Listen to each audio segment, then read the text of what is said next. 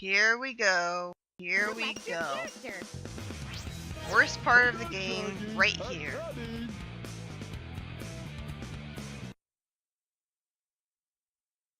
What can I say that hasn't already been said? Well, turns out there's a lot actually.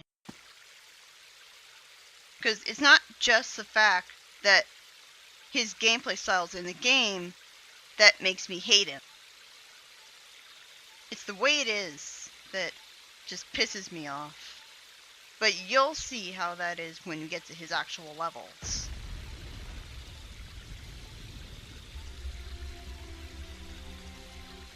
So, his story starts out with his frog, because apparently he owns a pet frog for some reason.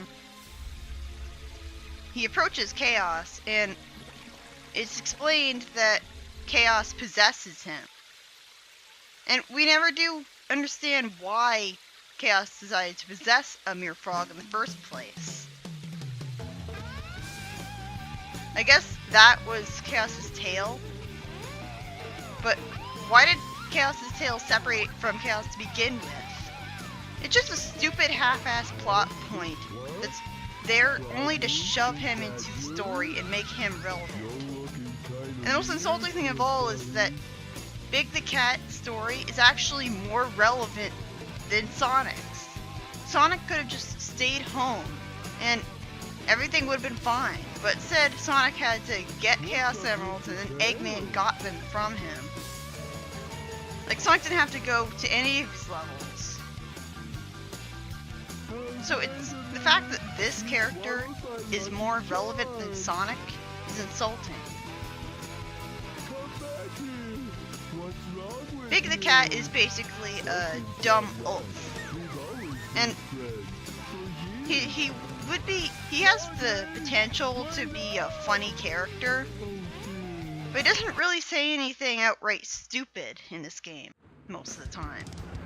In Sonic Chronicles, he made it to a lovable idiot, and he has some funny lines. Like, he says that he wants to get ice cream during a serious situation where everyone's trying to think of a plan. Like, that was kind of funny. In this game, he just... The main reason that I hate Big the Cat as a character is because of his voice. It makes me really uncomfortable. The voice actor for him was just trying to do a funny cartoon animal voice, but a lot of people, judging from his voice, think that he's actually a mentally challenged character in a Sonic game, and I don't know if that was entirely their intent. Like, I don't think they would want to be un-PC like that, but it certainly comes off that way. We're gonna find the rest of the missing Chaos Emeralds by doing absolutely nothing. I mean, I guess it's the only way that you'll be able to talk to them. Like, that's the weird thing about Big's story, is Big is actually able to see Sonic and Tails on their adventures and talk to them. Big the Cat has the most upgrades out of any character in the game. But most of them are all just the same thing. This lets you catch bigger fish. But the only fish that you're ever going to want to catch for the main storyline is Froggy. With most of the storyline, the fish, they just grab your lure and you don't want them to grab the lure. And you're forced to waste a whole bunch of time catching them, because if you intentionally let them get away, then you lose a life. And that kind of makes sense because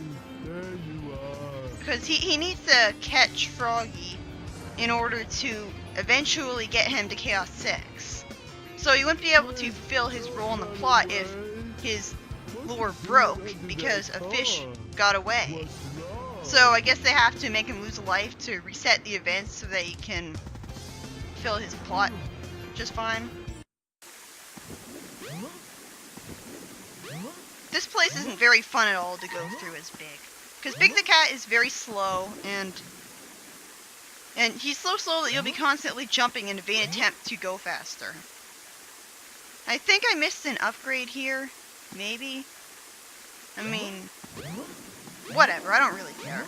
I mean, it's Big the Cat. The only reason they're going to need upgrades is if you want to beat his later missions to get more emblems. But I don't really care about getting more emblems for him. Welcome to Twinkle Park. Like, Big the Cat's missions is part of the reason why I wasn't able to get all of the emblems in this game, because I just gave up. Yeah, Big the Cat can't enter Twinkle Circuit until after he beats the game.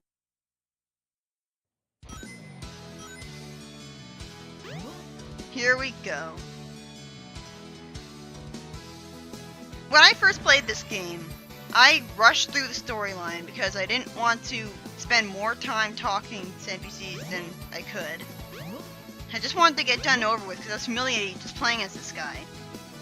So I didn't talk to that one kid called Mr. Know-It-All, who's standing in front of Emerald Coast at this point in the game, for some reason.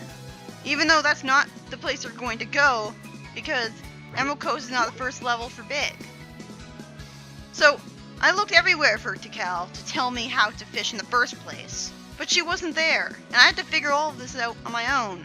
And even then, I got through the storyline not really understanding how the controls work in the first place. The problem is that the fishing is so overly complicated that they shouldn't have the instructions for fishing restricted to this one NPC that's in the wrong part of town that doesn't even tell everything that you need to know about fishing in the first place. He doesn't tell you everything about the controls right off the bat. I wish Tikal did that. People wouldn't be having as much trouble with this if they just knew the controls right from the get-go. There's so many different problems with the levels of Big Story that I don't even know where to begin. First off, the camera is atrocious. You try to go into a first-person view so that you can get an easier time seeing where Froggy is in the water so that you know where to cast the lure in the first place. Problem is, there is no actual first-person view in this game. You just look over his shoulder, and needless to say, Big is big. So you can't really get a very good first-person view. And Froggy is so far away. It really would have been better if you just had an actual first-person view from his perspective. Something's biting. You have to press down on the control stick to get a hit to get him to grab your lure in the first place, which is stupid. What direction you're pressing should not determine whether or not he grabs the lure. Like, otherwise he'll just grab it and then spontaneously let go of it for no reason. If that meter fills up all the way, then he'll break the lure and you'll lose a life and you'll have to try to catch him all over again. And the same goes for any other fish, so you're forced to waste time catching them if they grab your lure. The biggest problem that I have with the fishing levels is that Froggy is so damn finicky. It takes forever for him to actually grab your lure in the first place. Welcome to Twinkle Park. I guess I'll save more of my ranting for later on. Oh, I guess you can... never mind. Well, most of the characters in the game can only enter Twinkle Circuit when they beat the game. Because some characters can't enter this place at all. And there's another Cream the Rabbit cameo. It's kind of odd that every character has a Cream the Rabbit cameo. Or at least I think they do. Yeah, here's the man who's comically scared of frogs. And I made another huge mistake here. I completely forgot that I was supposed to get the ice stone and where it was. Because again, I was so focused on the whole recording process and stuff. So apparently this takes place before Amy's story begins. But yeah, I was so focused on recording the game that I completely forgot about the cutscene with the ice stone. At least I didn't forget to talk to this guy. He's the only way they're going to know that you can... that if you cast the lure into the pond and you cast it in the wrong place or you don't want it to be in there, you could just hold down the L and R buttons and instantly get the lure out of the water. When I played the game, I didn't know that, so I spent a really long time holding down the B button, tediously waiting for the lure to come all the way over to me. So that was fun. And it just sucks how broken his fishing levels really are. I mean, if you can beat the level in just a few seconds, good for you. But that's only when you know exactly what to do. Because the vast majority of people who play big levels for the first time, and even the second time, the third time, and the fourth time, they're not going to know how exactly to catch Froggy really quickly. If you don't cast the lure in exactly the right place, then it's not going to end up in front of Froggy, and so he's not going to notice it. And even if the lure is exactly in front of Froggy, he's not going to grab onto it. The only way that you can make him grab onto the lure is if you wiggle the control stick. But it's not like in Twilight Princess with the canoe fishing, where you wiggle the control stick and the lure mostly stays in the same place, but it wiggles a little bit back and forth. You've discovered the life belt. It keeps you afloat when you're in water. To swim underwater, press the jump button when afloat. She doesn't do a very good job of explaining the controls here. Basically, you go in the water and then you hold down the A button and that's how you sink. It's always a pain in the ass getting out of the water though, because he jumps such a tiny amount when he gets out of the water. I love how fast he climbs up ladders, but that just makes it all the more glaring that all the other characters don't climb them up that fast. What is it, because he's strong? Well, Knuckles is supposed to be super strong too. And I had a really bad experience with this level when I first played it. Well, not when I first... Well, yeah, when I first played it, but my point is, when I was trying to get one of the missions completed for Big, I'm pretty sure it was the second one, my game froze when I was trying to cast my lure into the water. I'll keep trying to cast my lure into the water, and for some reason, the camera stayed behind Big the Cat and showed him sitting down and fishing, instead of going into the fishing mode. And I kept doing that, and I wasn't doing anything differently than I normally did. But eventually, my game froze with a loud buzzing sound, and I have no idea how that happened. I know that you can get Big to crash the game if he tries to fish and he falls to his death at the same time or something like that. But that's not the glitch that I suffered. So why did that game freezing on me is one of the reasons why I gave up on getting all the emblems for this game, because it just scared me off of it entirely. So you have to do an awkward platforming section as Big the Cat in order to get an upgrade. Because for some reason, they decided just now to start putting upgrades in the levels themselves. In Adventure 1, most of the upgrades are in the adventure field. In Adventure 2, that's when they start putting the upgrades in the levels, because they don't have a hub world in that game. Oh, don't you just love it when the scripted events screw up because you were holding a direction that you didn't know you weren't supposed to be holding? Because it's not like there's button prompts on the screen telling you what directions to hold, or that you shouldn't hold anything. Yeah, that's the problem with the scripted sequences in Adventure 1. But once you know what to do, it's not that bad. It's not like with Big the Cats, where even when you know the controls, it's still atrocious, because it's still extremely annoying just getting the frog to grab the lure in the first place.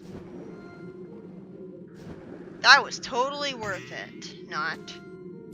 And just getting back to where I originally was a pain in the ass. I got so hopelessly lost in this level, and I think I eventually restarted just to get back to where I originally started. I think that's a giant dinosaur fossil there. Well, that's a nice set piece, I guess. Pretty cool. And see, I got stuck here, and so I didn't know how to get back to where I began the level. And that previous platforming section is really awkward as Big, because he has a very stiff jump. He doesn't jump very high. So it's kind of annoying trying to platform with him, because he's so slow and stiff. So in order to pick up large objects with Big the Cat, you have to press the X button. Not the B button, the X button. Which is kind of weird because most of the actions aren't to jump in this game, are restricted to the B button. well, they're not restricted to them. I think you can use the X button too. My point is, it's just kind of weird how it's finicky like that. Use the boulders to break the ice. Sometimes it's annoying just getting him to pick up the object in the first place. I think he tried to do it there, and then he... Like, why is he... See?